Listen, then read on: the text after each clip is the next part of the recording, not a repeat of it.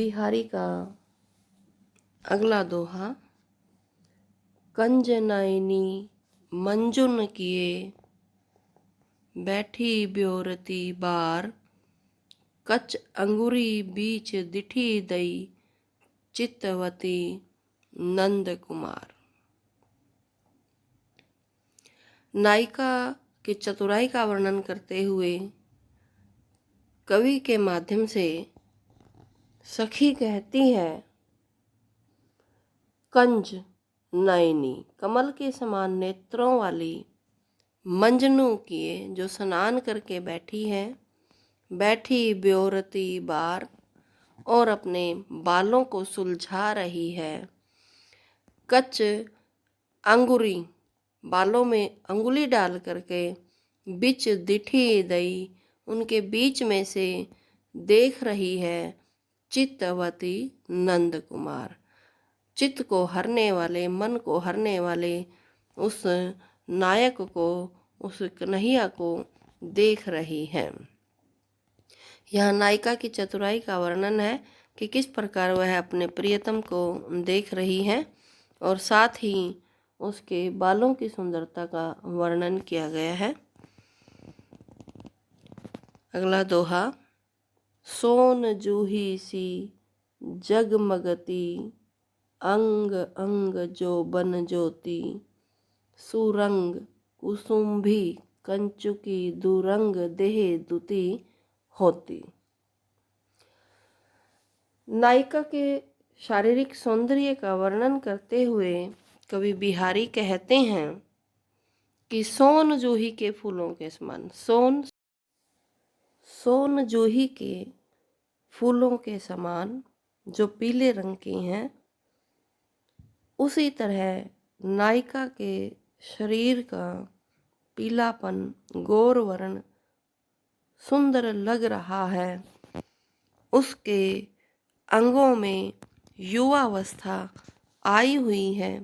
युवावस्था और सुनहरी रंग, गौर वर्ण दोनों मिलकर सुरंग सुंदर लग रहे हैं।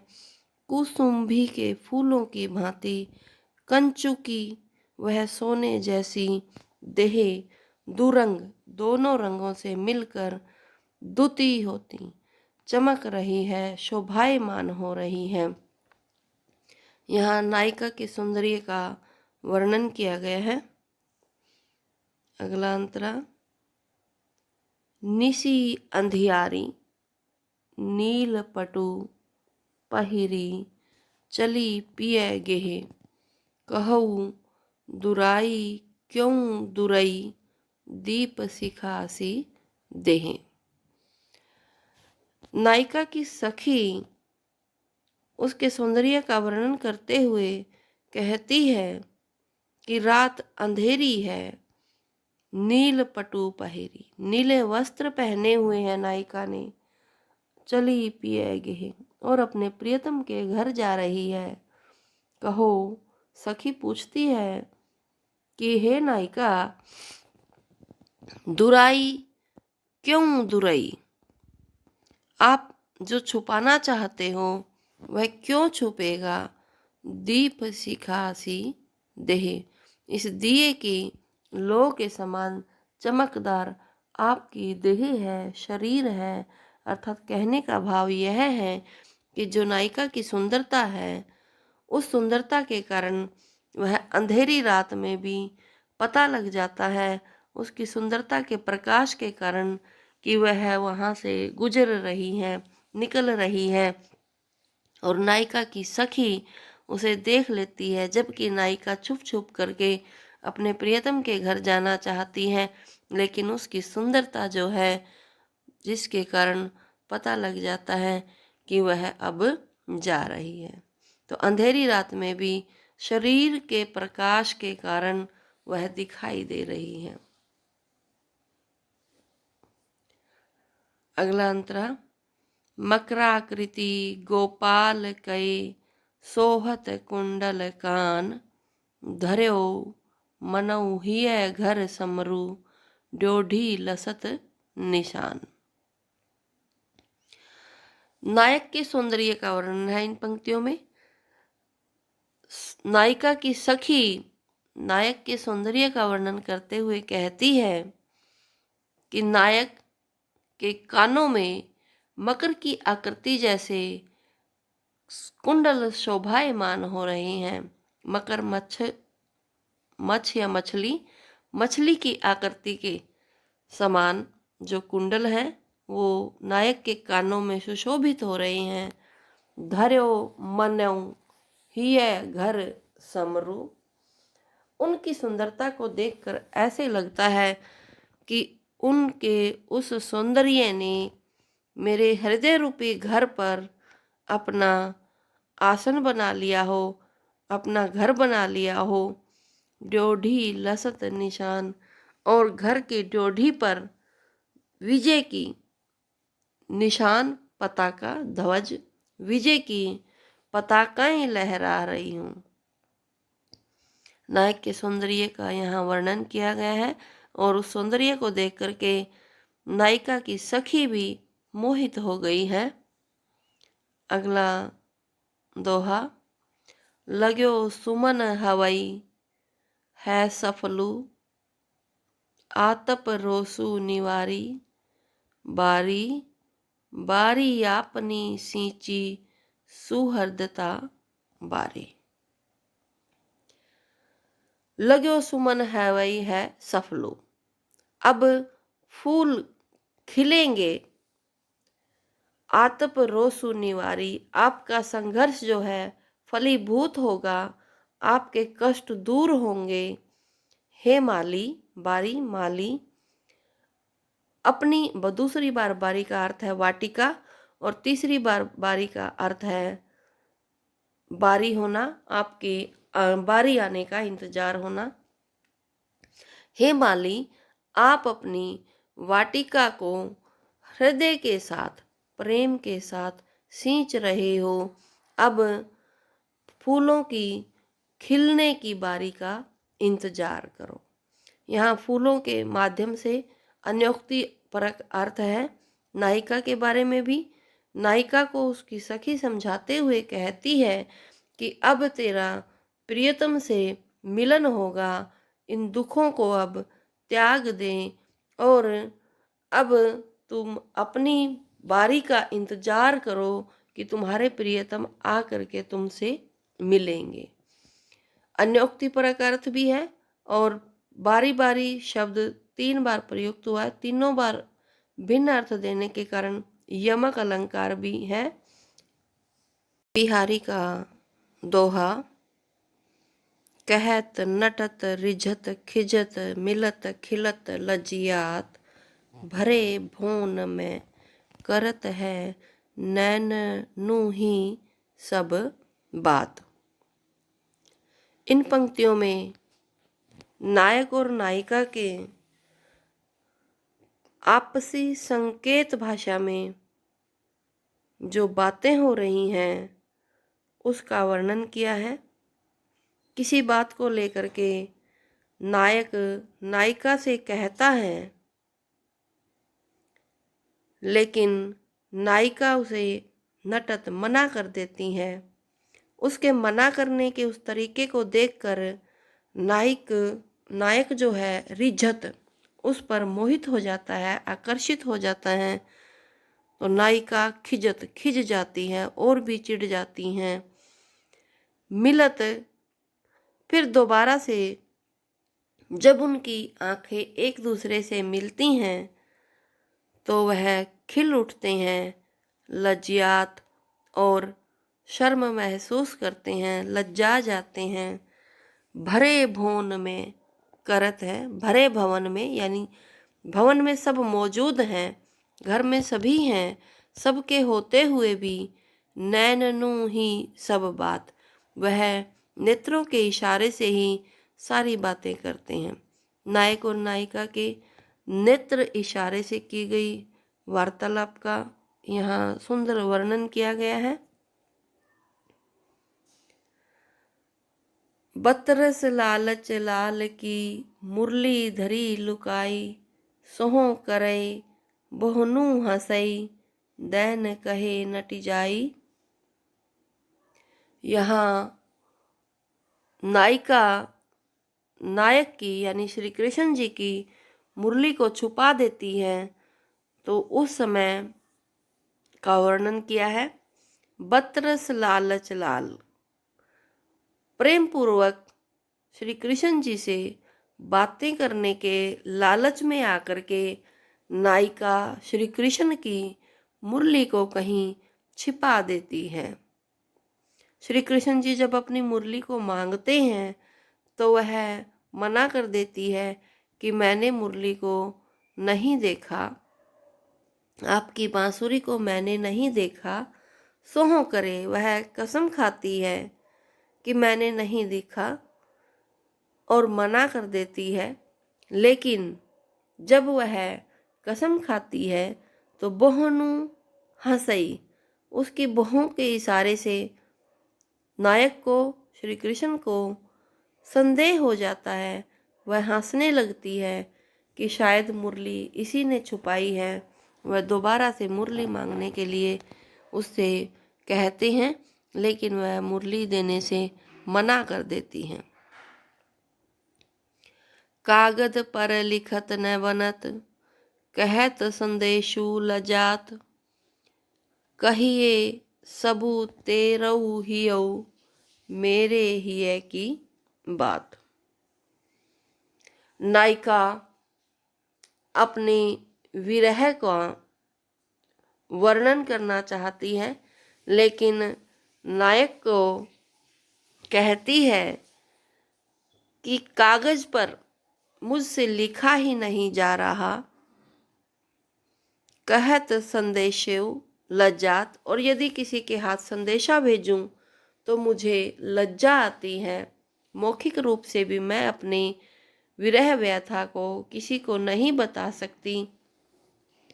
कहिए है सबू तेरो हियो, मेरे वियोग में या तुम्हारे वियोग में जिस तरह से तुम अकेले अपने आप में हृदय में जो दुख महसूस करते हो, वैसा ही दुख मैं भी तुम्हारे बिना यहाँ महसूस करती हूँ। इसलिए मेरे मन की बात तुम्हारा हृदय ही बता देगा, किसी पत्र की या संदेश की जरूरत नहीं होगी। इन पंक्तियों में नायिका के विरह का वर्णन है। सोवत जागत सुपन बस, रस रिस चैन कुचैन। सूरती श्याम घन की, सूरती बिसरही हूँ बिसरई न। नायिका कहती है, सोते हुए जागते हुए, सपनों में काम करते हुए, क्रोध में आराम करते हुए या व्याकुलता में, सभी समय हर क्षण सूरती श्याम घन की, श्री कृष्ण जी की मूरत हृदय में छाई रहती है। सूरती बिसरई हूँ, उसे भुलाने की कोशिश करती हूँ, बिसरई न, परंतु वह भूले नहीं, भूलती है। उनकी छवि मेरे हृदय में हर क्षण बसी रहती है। अगला अंतरा। नेहू न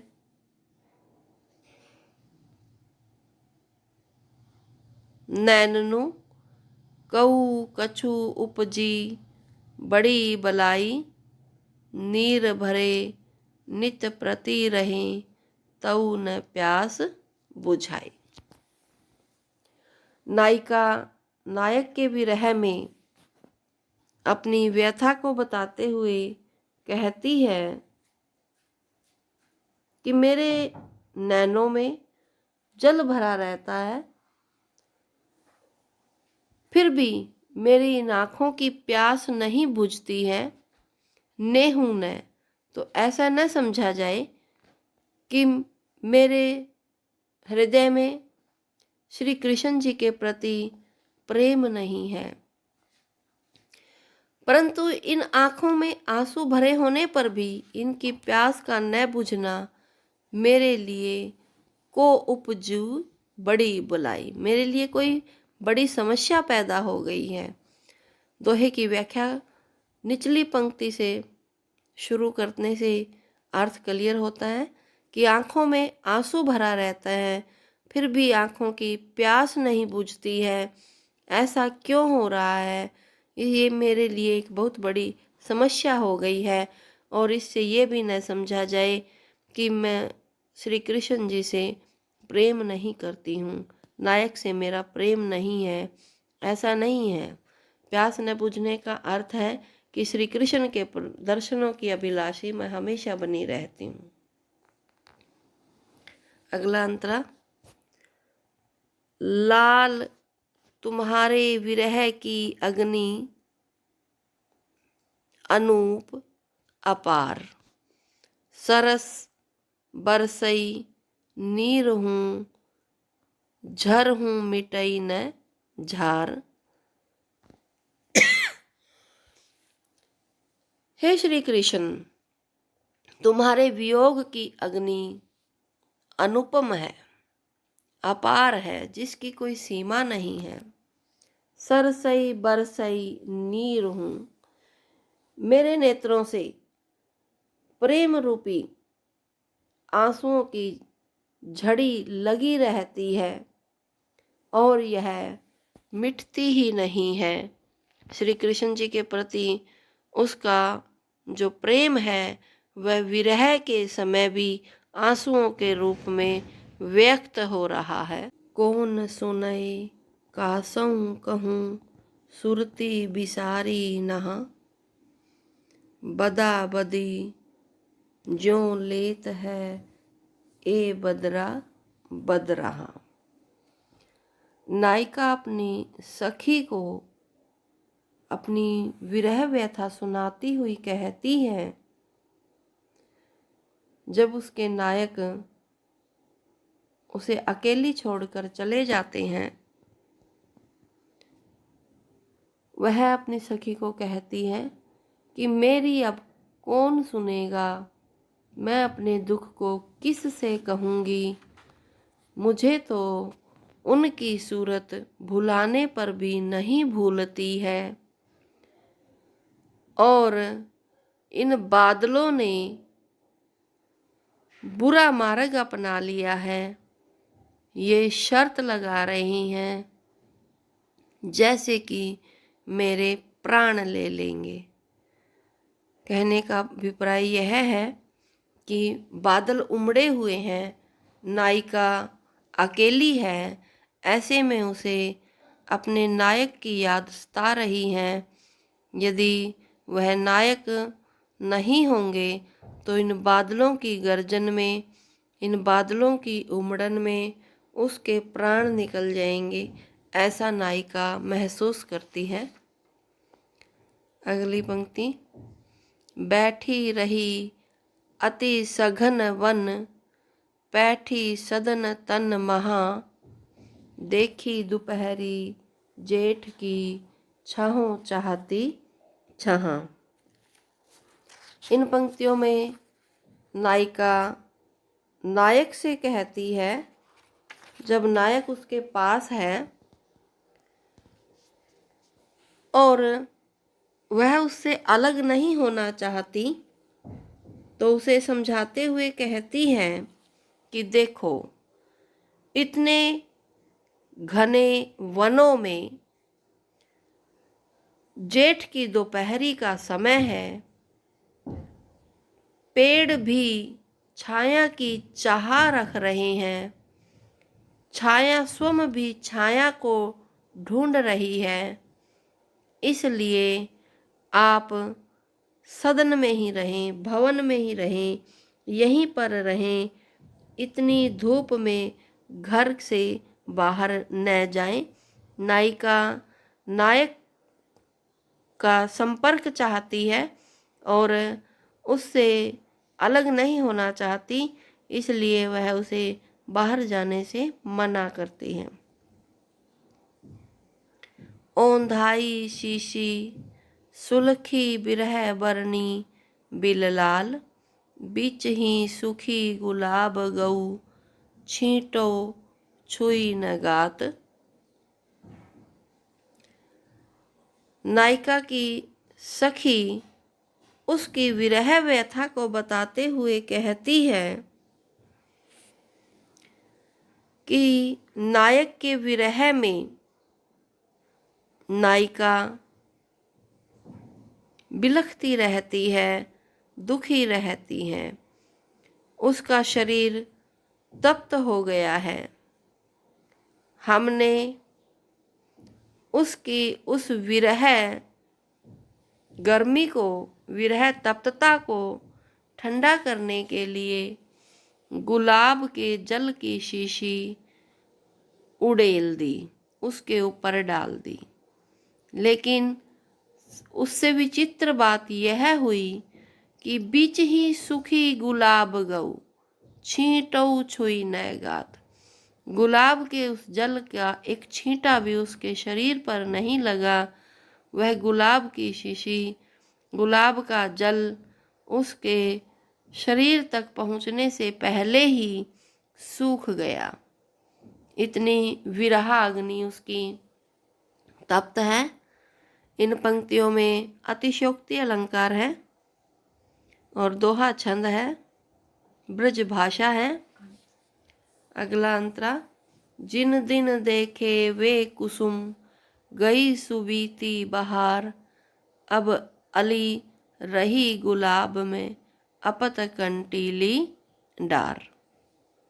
इन पंक्तियों में जो संयोग का समय था, उस समय के बीत जाने के बाद की स्थिति का वर्णन करते हुए कवि कहते हैं कि अब वो दिन नहीं रहे, उस समय जैसी फूलों की सी बहार नहीं रही। भंवरे के माध्यम से कवि ने संबोधित किया है, उन सुख के क्षणों को याद किया है। हे भंवरे, अब वे फूल, खिले हुए फूल नहीं रहे, अब वह बहार नहीं रही। रही गुलाब में अपत कंटीली डार, अब तो गुलाब के फूल पत्ते विहीन हो गए हैं, वो गुलाब नहीं रहे हैं और केवल कांटों वाली डालियां रह गई हैं। यानी सुख का समय बीत जाने के बाद जो दुख की घड़ियां हैं, उसकी तुलना मुरझाए हुए फूल की डालियों से की है। हो ही बोरी बिरह बस, कई बोरऊ सबू गाऊं, कहा जानी ए कहत हैं, शिशिही शीत कर नाऊं। नायिका अपनी सखी को कह रही है कि हे सखी, मैं विरह के कारण जैसे पागल हो गई हूँ, या फिर गांव के सभी लोग पागल हो गए हैं। कहा जानी ए कहत हैं, क्योंकि गांव के लोग कहते हैं ससी ही शीत कर नाव। चंद्रमा शीतलता का नाम है, चंद्रमा शीतलता प्रदान करता है। लेकिन मुझे तो इस विरह के क्षण में चंद्रमा भी तपाने वाला लग रहा है। या तो गांव वाले पागल हो गए हैं या मैं पागल हो गई हूँ। दोनों की हमारी बात जो है एक दूसरे के विपरीत ठहर रही है। यहाँ नायिका के विरह का वर्णन किया गया है, श्रृंगार के वियोग पक्ष का वर्णन है, दोहा छंद है, ब्रज भाषा है। अगला, सुनत पथिक मुहु,